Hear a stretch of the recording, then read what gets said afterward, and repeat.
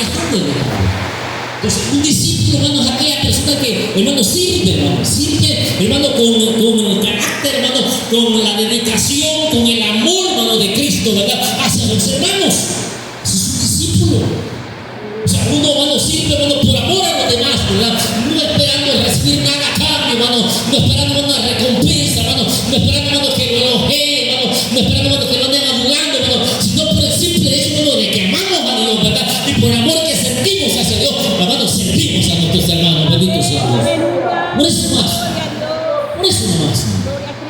No por otra cosa. No porque, hermano, lo elogien, ¿verdad? Porque, hermano, si algunas veces hasta arruinamos a las personas cuando las andamos elogiando ahí, ¿verdad? Las andamos adulando, hermano, y no hayamos donde ponerlas, la verdad las andamos arruinando. Las terminamos de arruinar. ¿Me entiendes?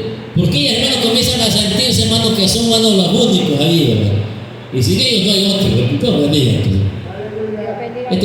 Es como cuando aquel hermano canta, ¿verdad? Y Dios lo usa, y gloria a Dios por eso, ¿verdad?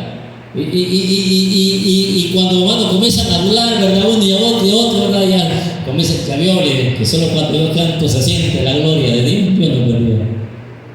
No es ese el punto. ¿Entiendes? Sino que la gloria es de Dios siempre. Amén, aleluya. Es de Dios siempre. Gloria. Entonces uno lo hace por servir a Dios. Uno lo hace por servir a sus hermanos, no por otra cosa. Entonces, el legado de Tabita, ¿verdad? Cuando Tabita, hermano, muere, todo el mundo le extrañaba, porque era servicial. Era, hermano, servicial, una persona, hermano, que yo creo, hermano, y quizás, hermano, diera, ¿verdad? O tengo, hermano, la osadía de decir, hermano, que aparte de servicial, esta persona, ¿verdad? Hermano, era, hermano, bien amable, bien amorosa con los hermanos. Cuando ella muere, hermano, todo el mundo la llora. Todo el mundo la extraña. ¿Se ha puesto a pensar usted si el día de mañana usted partiera? ¿Qué pensaría de usted? Que no me diga a nosotros, hermano. ¿Qué cree que pensarían de nosotros? Gracias a Dios que Dios ya se lo llevó. ¿Usted que, hermano, alguien, hermano, se lamentaría y dijera, hermano, y ahí una gran lagrimota y que sea, ¿verdad? Hermano, llorando, que bendiga a nuestro hermanito, ¿no? Bendito sea, una gran persona, ¿verdad? Bien servicial, y Señor, gloria a Dios. Pero imagínense, hermano, que alguien nos dijera por ahí, ¿verdad? Gracias a Dios, hermano, ya se fue de todas maneras. Un día tenía que ir, ¿verdad? Ya se fue.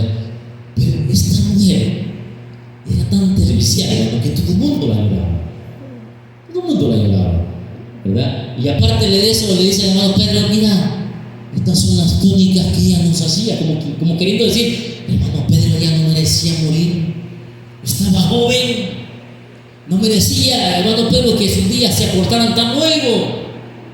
O sea, porque la expresión de ella era, hermano, mostrarle a Pedro, ¿verdad? Hermano, lo que ella hacía con lo que también había hecho con ellos.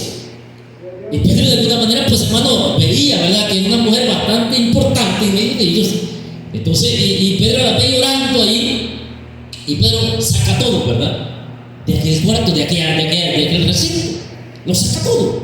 Y mire, y como yo le decía, que, hermano, los discípulos, ¿verdad?, aprendemos del maestro, Pedro había aprendido también de Jesús. Pedro había sido discípulo, ahora era apóstol, pero había sido discípulo antes de ser apóstol.